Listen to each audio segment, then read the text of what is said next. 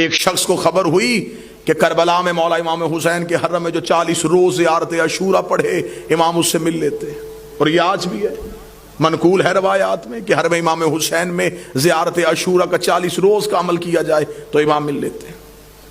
وہ 40 روز زیارت عاشورہ کا عمل کرنے کے لیے چلا گیا، جیسے جیسے دن گزرتے گئے ذہن میں اعتماد ختم ہوتا رہا کہ نہیں، ملاقات نہیں ہو سکتی، میں اس قابل نہیں ہوں، میں گنہگار ہوں، وہ مجھ سے نہیں ملیں گے، بس یہ اعتماد کم ہوتا گیا۔ دن قریب آنے شروع ہو گئے، ذہن میں آیا گھر واپس چلا جاؤں، بچے اکیلے ہوں گے، کاروبار تباہ ہو رہا ہوگا۔ گھوڑے میں بیٹھا اور حدود حرم سے نکلا۔ جب وہ کربلا سے نکل رہا تو گھوڑا سوار اس کے ساتھ چلا۔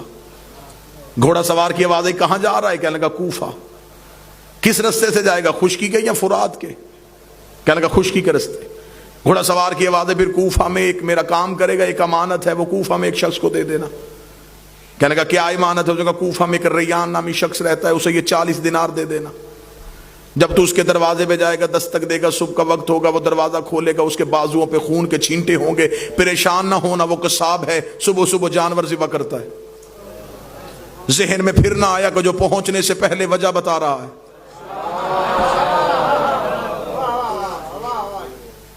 اور یہ مولا سے ملاقات کا عارفین کہتے ہیں کہ سب سے پہلا جو کام ہوتا ہے جب مولا سے ملاقات ہوتی ہے، سب سے پہلے دماغ کی سوچیں وہیں پہ رک جاتی۔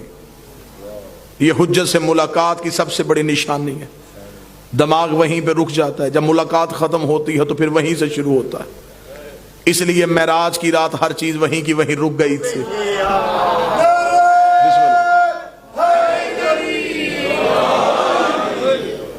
اب جب گھوڑا سوار واپس پلٹا تو اس نے آواز دے کے کہا، اس نے کہا اگر وہ پوچھے یہ کس نے دیے ہیں تو اپنا نام تو بتائیے۔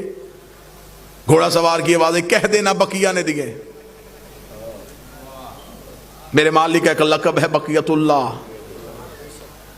چلا گیا، جا کے کوفہ میں صبح پہنچا، اسی قصاب کے دروازے پہ دستک دی، اندر سے وہی شخص نکلا، بازوؤں پہ خون کے چھینٹے۔ دیکھیں گے مجھے خبر ہے تو صبح صبح جانور ذبح کر رہا ہے۔